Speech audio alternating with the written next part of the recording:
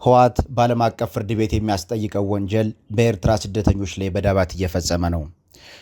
በዓለም አቀፉ የስደተኞች ሕግጋት ታሪክ ውስጥ እጅግ ቅዱስና የማይደፈር ተብሎ የሚታሰበው መርህ ስደተኞችን ያለ ፍላጎታቸው በግዳጅ ወደ ሀገራቸው አለመመለስ ነው።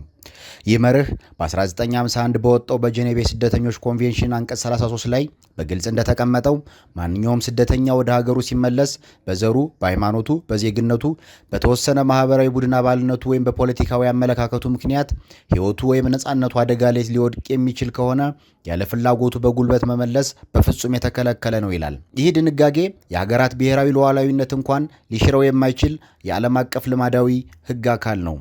ነገር ግን ህወሓት ይህንን ዓለም አቀፋዊ የሰብአዊ መብት ድንጋጌ በመጣስ በአማራ ክልል ሰሜን ጎንደር ዳባት አካባቢ እንዲሁም በትግራይ ክልል ማያኒና አዲ ሃሩሽ ወይም አዲ አርጊ የስደተኞች መጠለያ ውስጥ የሚኖሩ ኤርትራውያን ስደተኞችን ያለ ፍላጎታቸው በጉልበት ለሻዕቢያ አሳልፎ እየሰጠ ይገኛል።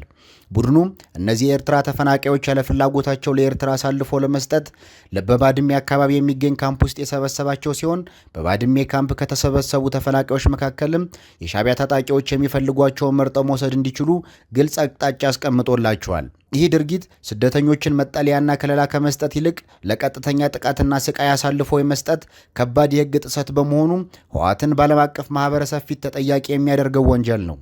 ከዚህ በተጨማሪም በህወሓት የተመደበው የሽራሮ ከተማ ከንቲባ የኤርትራ ተፈናቃዮችን በመሰብሰብ ከኤርትራ መንግስት አካላት ጋር ስምምነትና መግባባት ላይ መድረሳቸውን በመግለጽ ስደተኞቹ በገዛ ፈቃዳቸው ወደ ሀገራቸው እንዲገቡ፣ ይህ ካልሆነ ግን በተሽከርካሪ ጭነው በግዴታ እንደሚመለሳቸው በይፋ ዝቷል።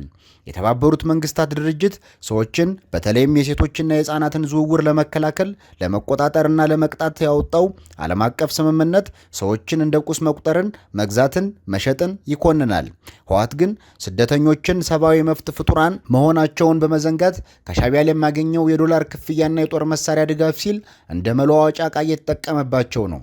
የጄኔቭ ኮንቬንሽንና በተለያዩ የሰብአዊ መብት ድንጋጌዎች መሰረት ስደተኞችን ከጦርነትና ከፖለቲካዊ ስደት ሸሽተው የመጡ በመሆናቸው በየትኛውም ወታደራዊ ግጭት ውስጥ በቀጥታ ሆነ በተዘዋዋሪ እንዳይሳተፉ ልዩ ከለላ ይደረግላቸዋል።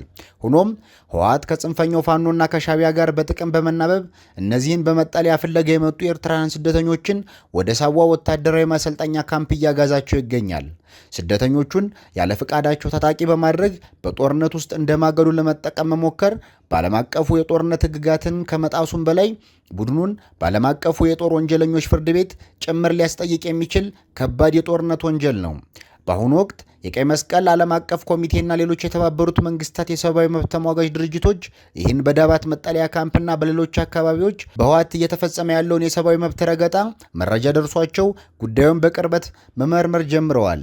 እነዚህ ገለልተኛ ዓለም አቀፍ ተቋማት በመሬት ላይ ያለውን እውነታ አጣርተው ምርመራቸውን ሲያጠናቅቁ ህወሓትና ተባባሪዎቹ በፈጸሙት ይፋዊ የዓለም አቀፍ ሕግ ጥሰት ምክንያት በዓለም አቀፉ ፍርድ ቤት ቀርበው ለወንጀላቸው ተገቢውን ቅጣት ማግኘታቸው የማይቀር ሀቅ ነው።